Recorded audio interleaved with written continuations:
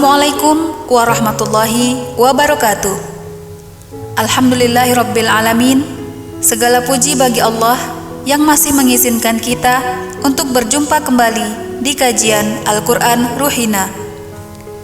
Untuk edisi kali ini, kita akan membahas tentang bahaya siksa kubur.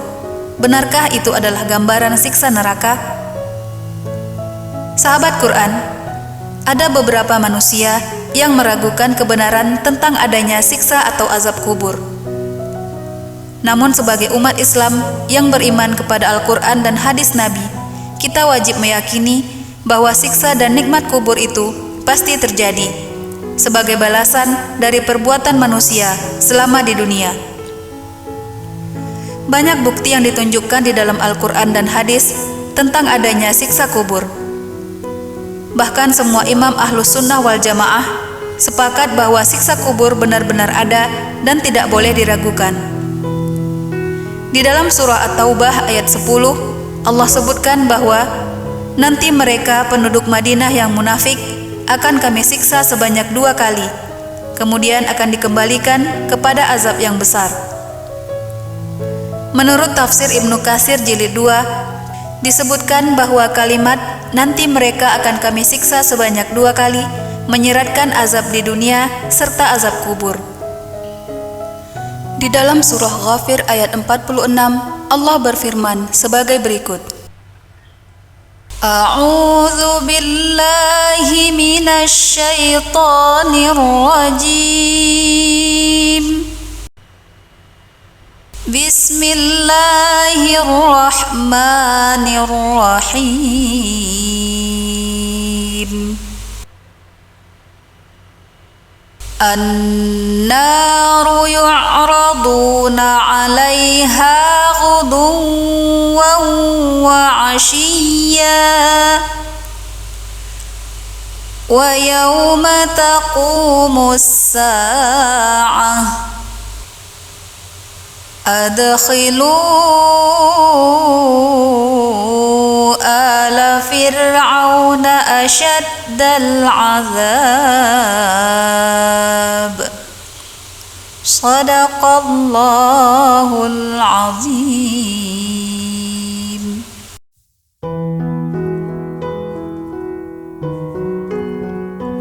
Kepada mereka diperlihatkan neraka pada pagi dan petang. Dan pada hari terjadinya kiamat, kepada malaikat diperintahkan, masukkanlah Fir'aun dan kaumnya ke dalam azab yang sangat keras.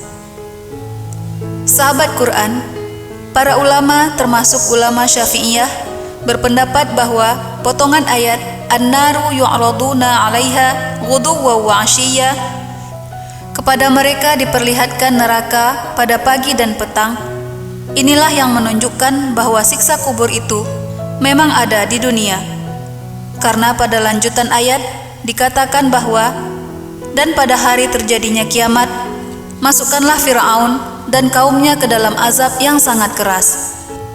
Ini dimaksudkan siksaan pada hari terjadinya kiamat kubro nantinya, sebagaimana disebutkan dalam tafsir Ibnul Qayyim halaman 358. Kita tentunya pernah berpikir seperti apakah nanti di alam kubur itu, berapa lama kita di sana, dan apa saja yang akan terjadi. Alam kubur disebut juga alam barzakh, yang artinya sekat atau dinding pemisah antara alam dunia dan alam akhirat. Manusia yang sudah wafat akan berada di sana sejak Nabi Adam hingga detik ini. Meski hanya persinggahan, tapi waktunya cukup panjang sampai datangnya hari kiamat besar. Di sana manusia akan didatangi para malaikat, ditanyai dan diperlihatkan kenikmatan akhirat bagi yang banyak melakukan amalan yang baik, serta diperlihatkan juga siksa neraka bagi yang banyak melakukan amalan buruk selama di dunia. Di malam pertama manusia berada di dalam kubur, akan datang malaikat bernama Ruman yang akan menanyakan dan mengumpulkan seluruh catatan amalan manusia semasa hidup di dunia. Lalu tahap selanjutnya, setelah catatan amalan diserahkan ke malaikat Ruman, masuklah proses yang disebut dengan fitnah kubur, yaitu malaikat Mungkar dan Nangkir akan datang menanyakan beberapa pertanyaan. Keduanya berdiri di kanan dan kiri sambil memegang catatan amalan manusia tersebut. Sebagaimana dijelaskan dalam hadis yang diriwayatkan oleh Imam At-Tirmizi dari Abu Hurairah radhiyallahu anhu, Rasulullah shallallahu alaihi wasallam bersabda, apabila mayit telah dikubur, maka ada dua malaikat yang akan mendatanginya.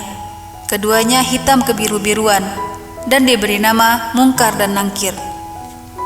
Di dalam buku Hidup Sesudah Mati, Syekh Ibnu Taimiyah menjelaskan bahwa ada beberapa pertanyaan yang akan diajukan oleh kedua malaikat itu. Di antara pertanyaan tersebut adalah, Man Rabbuka, siapakah Tuhanmu? Ma dinuka, apa agamamu? Man nabiyuka, siapakah nabimu? Ma imamuka, apakah kitab sucimu?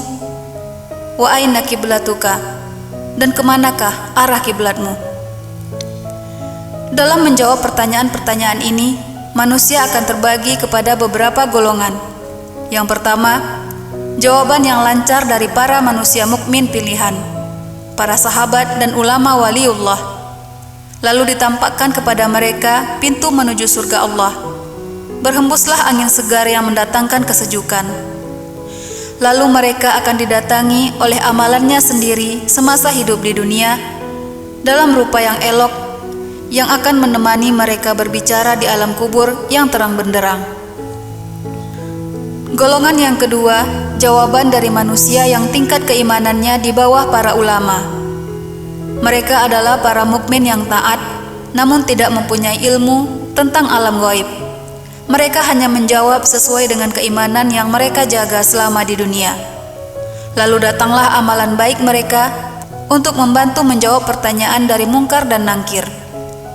Kepada mereka diperlihatkan sekilas tentang gambaran siksa neraka, tapi kemudian dibukakan pintu surga sebagai gambaran tempat tinggal mereka yang abadi kelak di alam akhirat.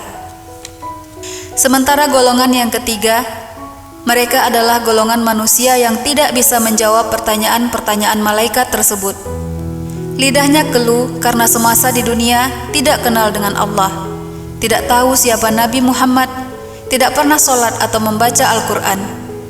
Maka mereka akan dipukul oleh Munkar dan Nangkir dengan mirzabah atau pemukul dari besi, hingga mereka akan berteriak dengan sekuat tenaga yang suaranya bisa didengarkan oleh segala yang ada di sekelilingnya, kecuali manusia. Hal ini menurut Imam Ibnu Taimiyah dengan alasan untuk menutupi aib si mayit dan agar keluarganya tidak larut dalam kesedihan.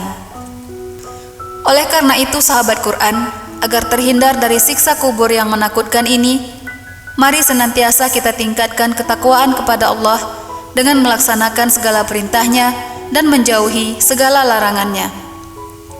Imam Ibnul Qayyim Al-Jauziyah, seorang ahli fikih dan ahli hadis, menyebutkan bahwa salah satu cara paling efektif untuk menghindari siksa kubur bisa dilakukan dengan duduk sejenak setiap malam sebelum tidur, menghisap diri untuk kesalahan yang dilakukan pada hari itu, lalu perbarui taubat yang sebenar-benarnya kepada Allah, dan berjanji untuk tidak mengulangi lagi dosa-dosa jika bangun keesokan harinya. Namun jika dia wafat malam itu, dia akan wafat dalam keadaan bertaubat.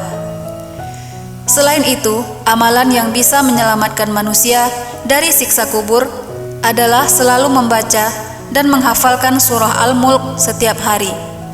Surah ini disebut juga oleh para sahabat sebagai surah Ma'aniyah atau surah yang mencegah dari azab kubur. Sebagaimana disebutkan dalam sebuah hadis dari Ibnu Mas'ud radhiyallahu anhu yang diriwayatkan oleh An-Nasai. Dan yang terakhir, jangan lupa untuk selalu meminta kepada Allah di dalam doa setelah sholat fardu agar terhindar dari siksa kubur, seperti yang selalu dimunajatkan oleh Rasulullah sallallahu alaihi wasallam, Allahumma inni a'udzubika min azabi jahannam wa min azabil qabri wa min fitnatil mahya wal mamat wa min fitnatil masihid dajjal. Sekian kajian kita kali ini, semoga ada ilmu dan hikmah yang bisa kita petik. Terima kasih sudah mengikuti Al-Quran Ruhina. Sampai jumpa di video selanjutnya. Wassalamualaikum warahmatullahi wabarakatuh.